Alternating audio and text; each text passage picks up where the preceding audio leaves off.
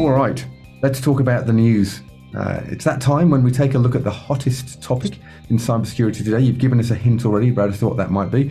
And as always, you've picked the one which you think will be the most interesting right now. So you've seeded it, you've teased us with it, Brad. So tell us all about it.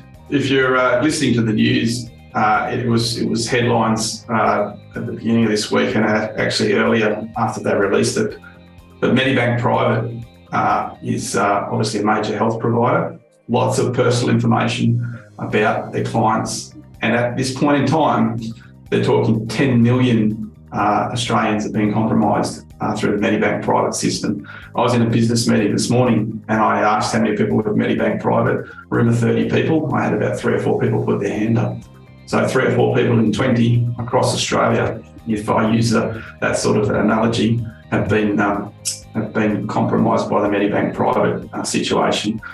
What can you do there? Well, obviously, a lot of the systems, the health systems that are online now, you'd have a login to that to make your claims and things like that. If that password that you use on Medibank Private is anywhere else, we talk about shared passwords or using the same password everywhere, now's the time to go and change it. Because that data is now, as of this morning I was reading, has been released into the dark web and they're selling that data off to other hackers. Whole idea there is to obviously come and try and scam Australian citizens out of money. So really important there that we have a look at that sort of stuff. I'll just quickly share my screen. What I wanted to show there was obviously a few of the news sites that are available. These are just the public news sites. Obviously, I'm looking at various other hacking websites and different things like that, which are obviously green hacking websites. They're not ones that are about malicious side of things. But you can see here, Sydney Morning Herald, Australian Financial Review, they've started posting data. Medibank's share price has gone and dipped very, very low. And the thing with that as well is if you look at your own business and you do have a compromise and you have to report that to your clients, especially if it's notifiable data breach, over 3 million, or you have personal identifiable information, that trust is lost. So Medibank obviously now have a trust issue with their clients.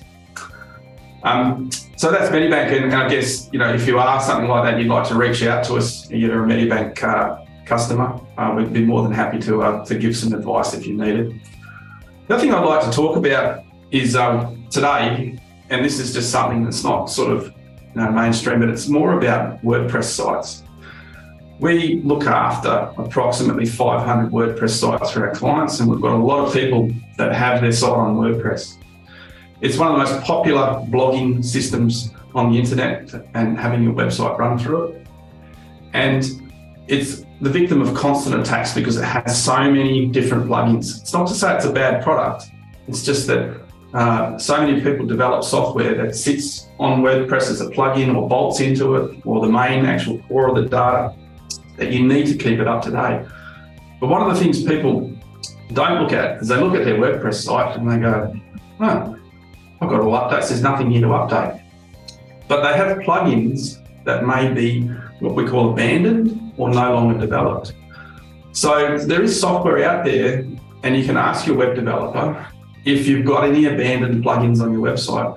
Sometimes those abandoned plugins are things that you don't need anymore and they can be removed. And why do you want to remove an abandoned plugin? Well, it's old code. It's code that has been developed by someone and they've decided to stop actually looking at it.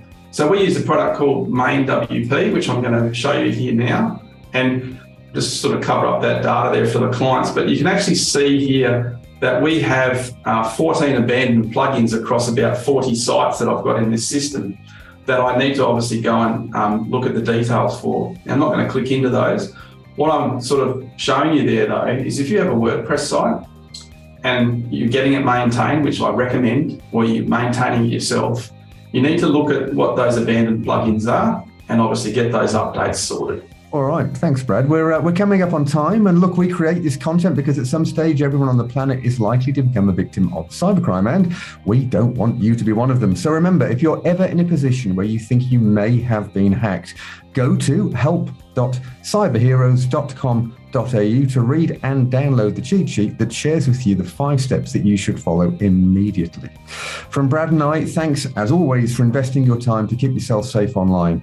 We'll see you next time. See ya.